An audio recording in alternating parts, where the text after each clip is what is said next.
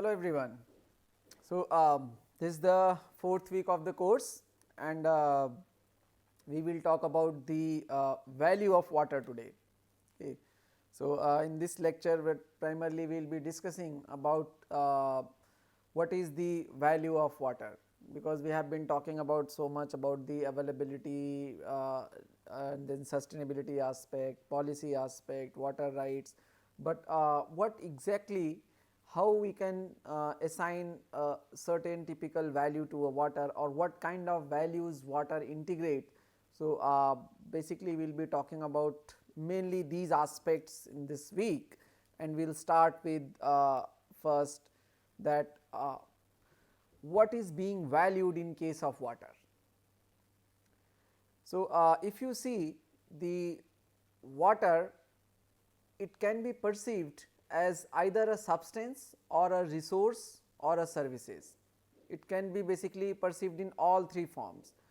So, water as a material is actually a substance.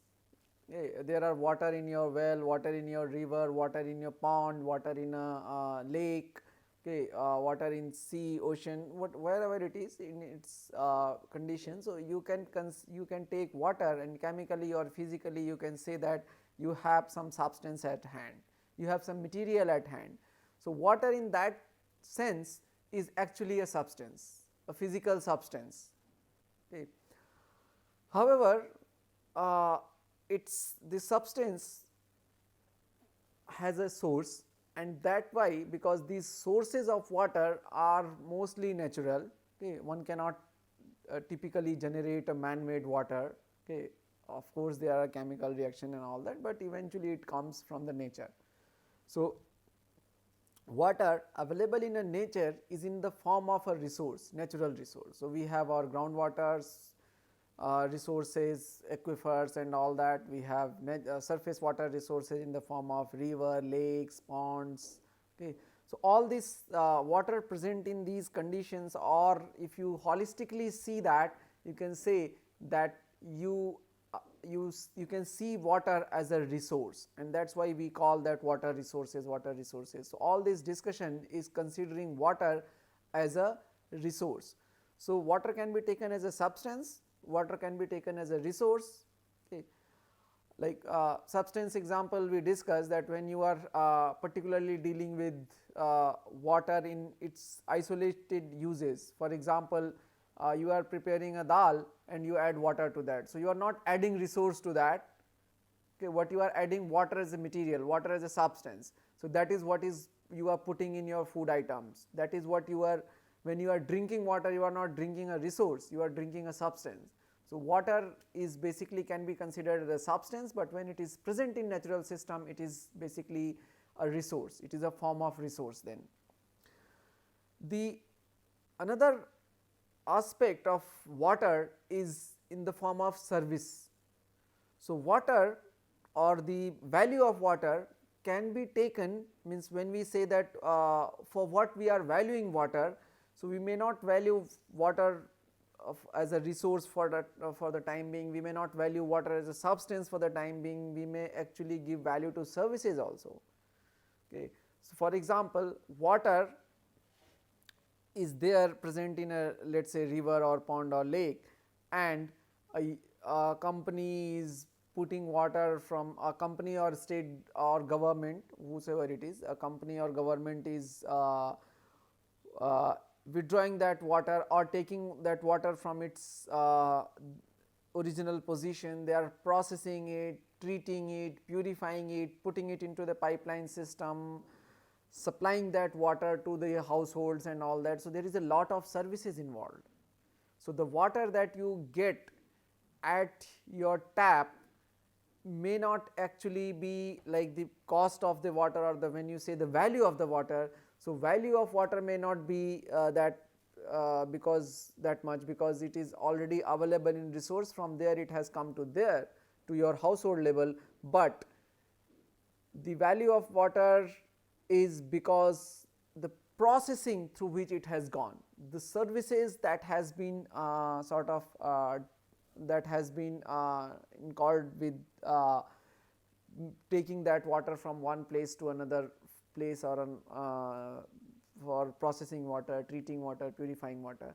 So, that services also could be chargeable.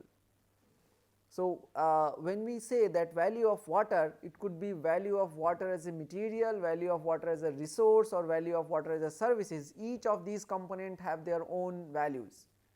Okay. Uh, However, this like valuing water, we have been seeing that it could be in a different form, but valuing water is not a very old age concept.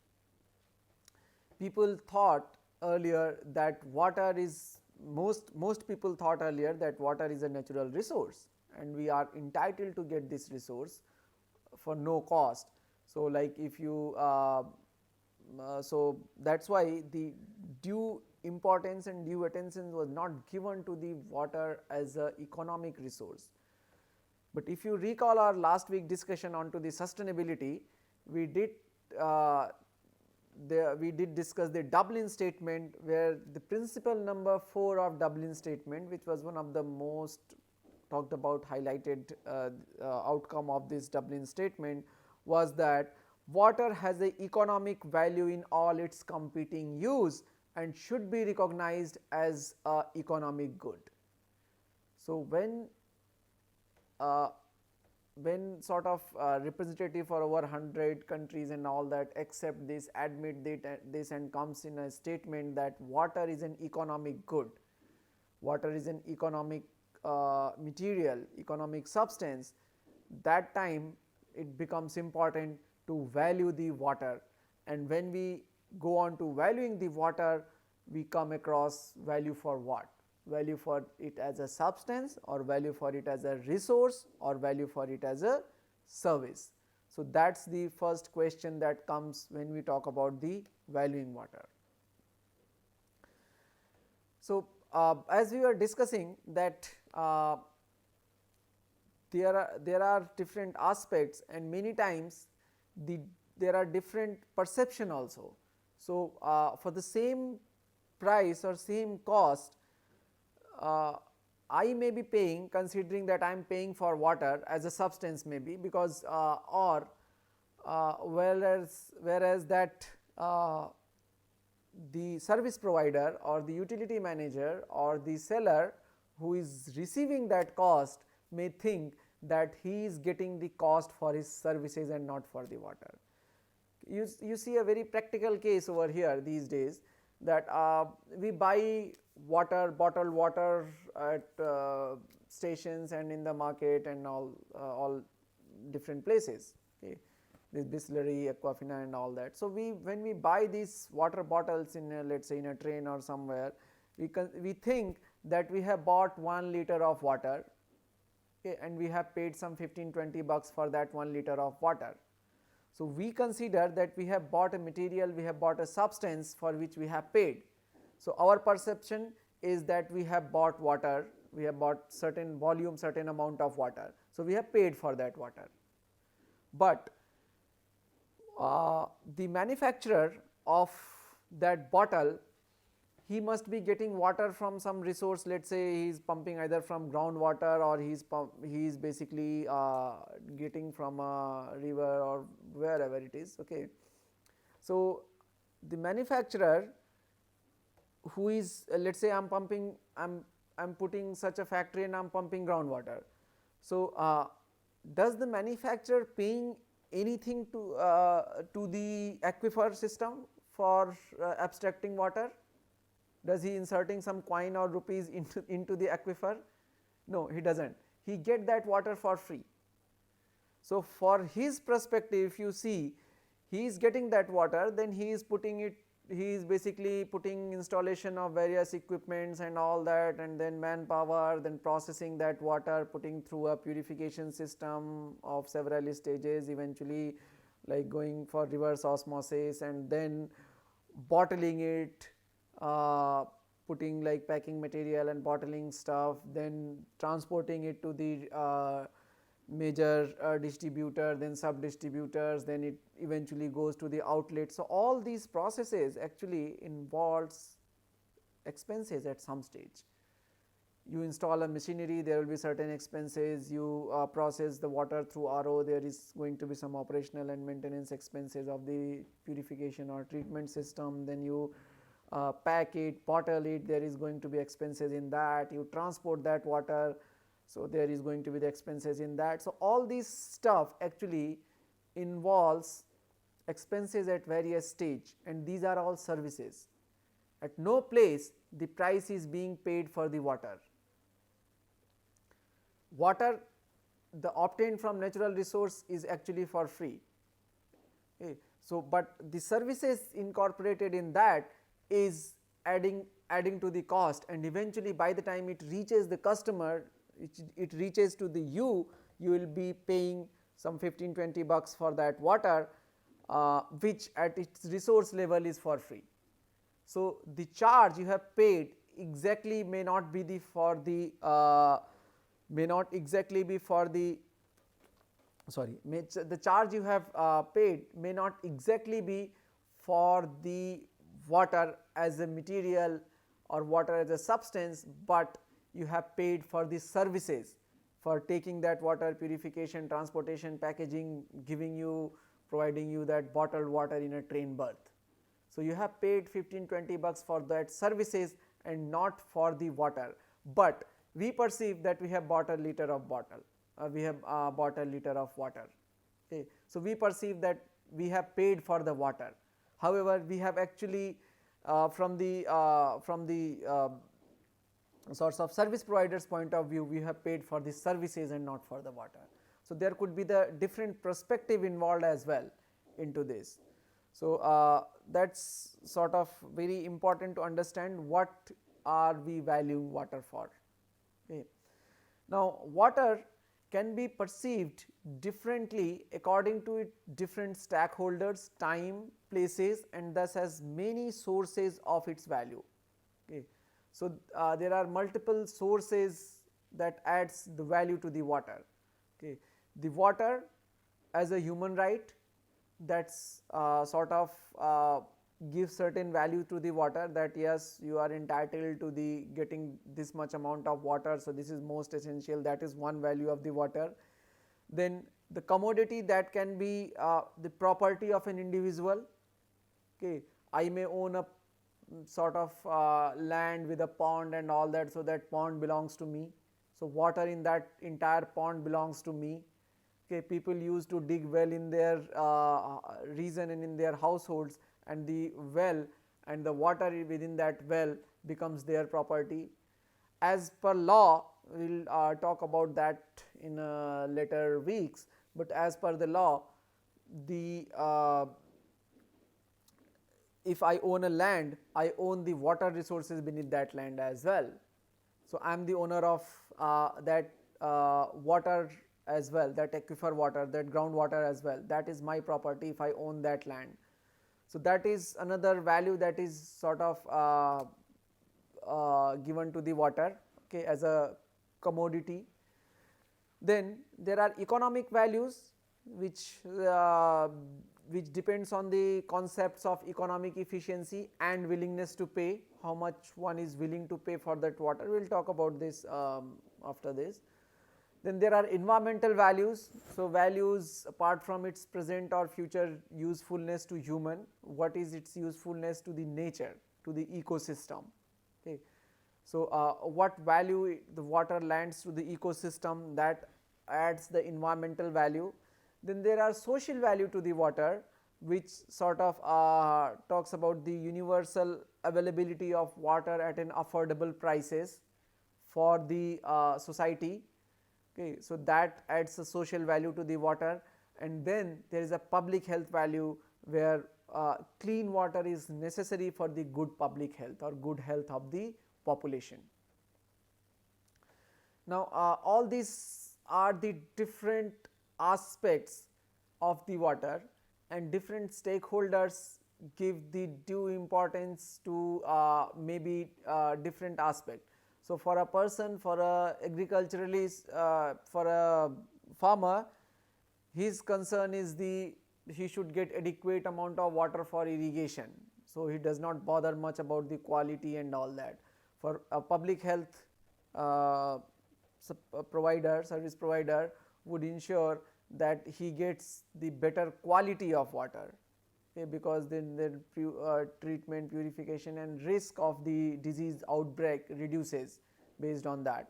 So, his concerns would be that socialist will consider that okay, there has to be equitable distribution and affordable prices and all that aspect. An environmentalist will perceive that what is the minimum ecological need of the water, that much is being given or not, and what kind of intangible effects or benefits it is creating. So, those sort of things will also be seen. So, that way it would have a different value. Okay. Now, there are different functions and according different values of the water. So, there is water for life, which concerns providing water for survival of both human being, means individual as well as collectively the entire society or the community, and other living beings. So, this must be recognized as the highest priority. So, the highest value or highest priority in valuing the water should be given for the water for life, which is the most essential component for the survival of any sort of living organism, including human beings. So, it has to be given highest priority, and that is why there has to be sort of guarantee of sustainable supply of or sustainability of ecosystem, so that access for all a minimum quantity of good quality water is recognized. Okay. So, that is the one of the prime value. Then we have water for citizens, which concerns providing water for general interest purpose as regard to the public health or promotion of values of equity and social cohesion. So, these aspects also needs to be considered, and this gains the second level of priority after the value for life, which primarily includes, let us say, drinking, cooking, the survival facets.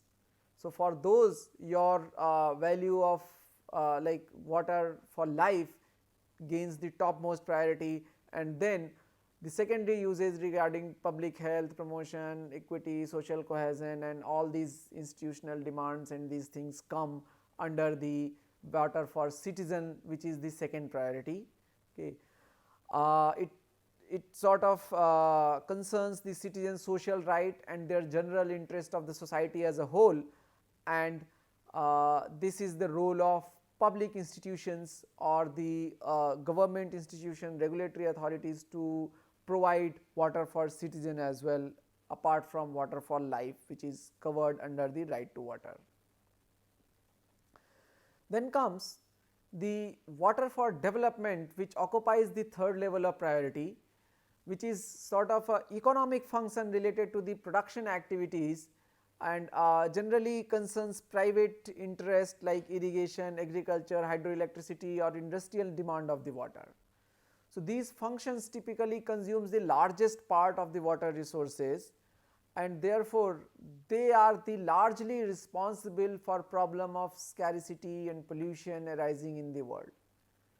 This water for development. Otherwise, if you go for the basic human needs or even the secondary need of the water for the citizens, you are not going to create drastic demand, or you are not going to put excessive pressure onto the water resources in terms of quality as well as wastewater discharge quality.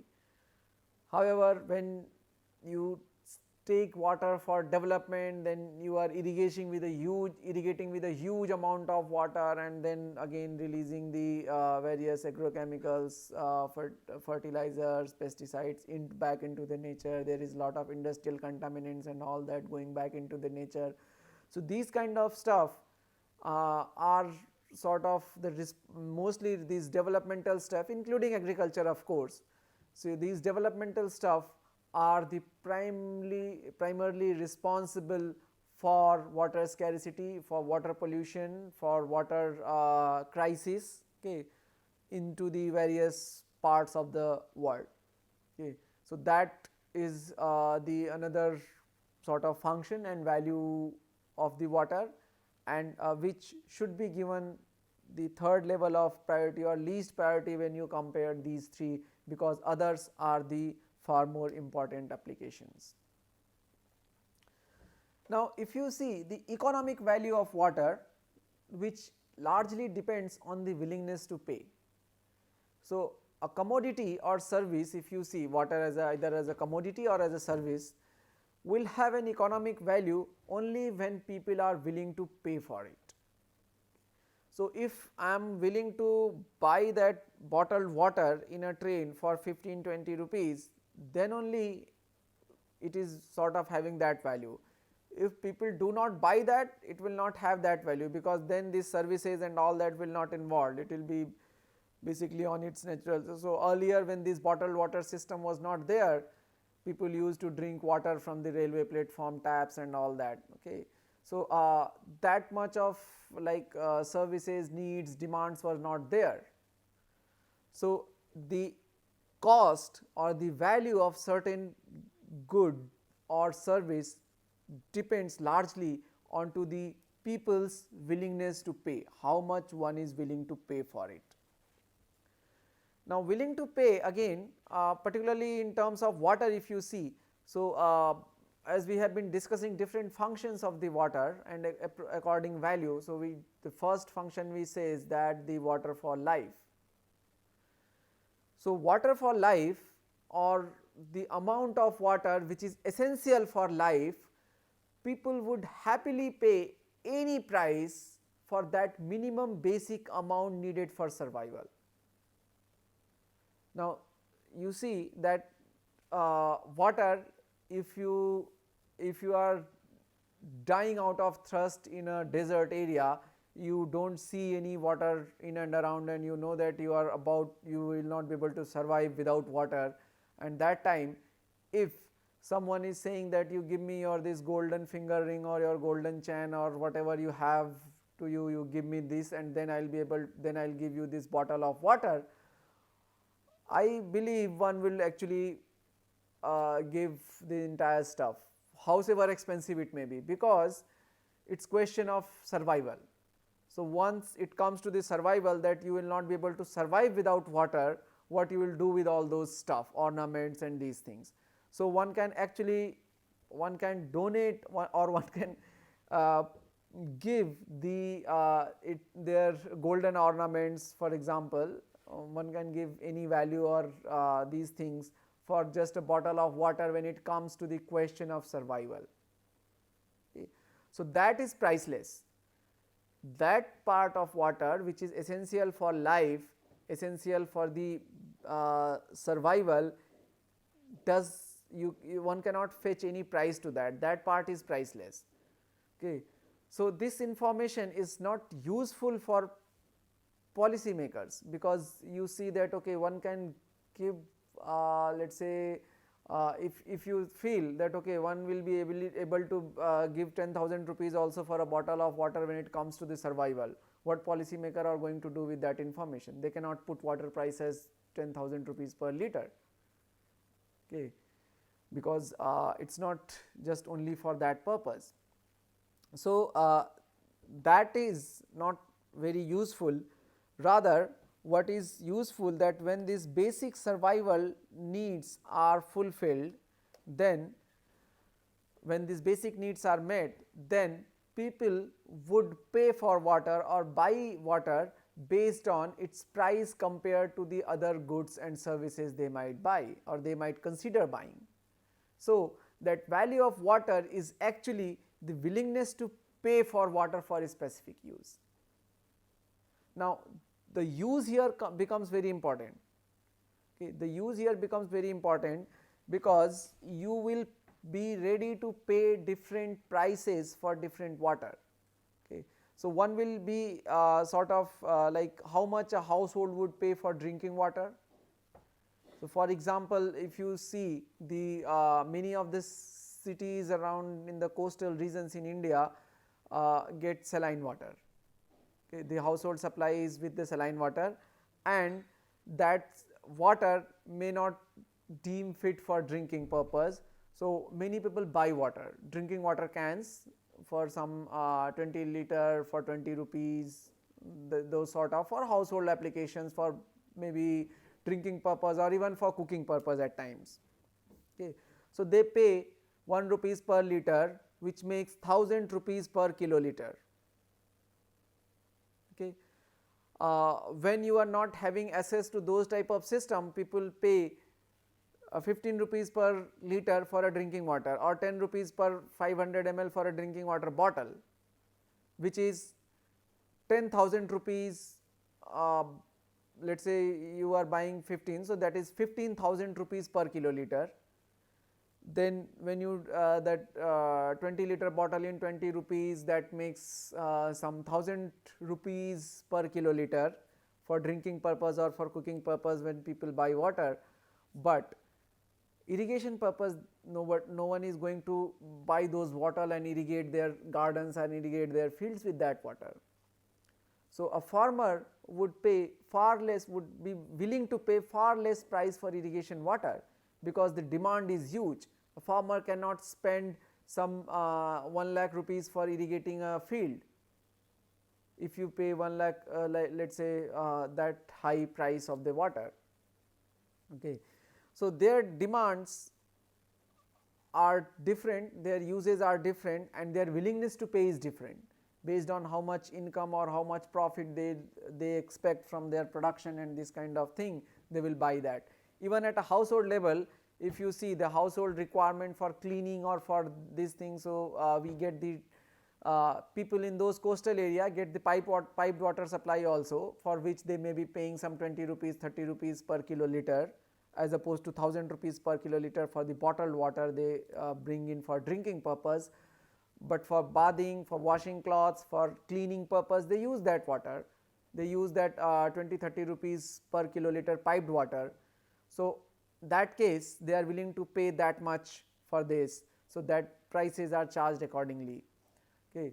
A farmer may have a different willingness to pay for irrigation water, a factory may have different willingness to pay for industrial use water, because they are going to make profit out of it. So, industries are happily like in India, you see Surat and places, their water is being charged at 50-60 rupees per kiloliter from industries, where no household will be able like happy to pay this much of water for their domestic uses, because industries are making profit out of it and they do not have an alternate sources due to by regulation or by law. So, they have to deal with that.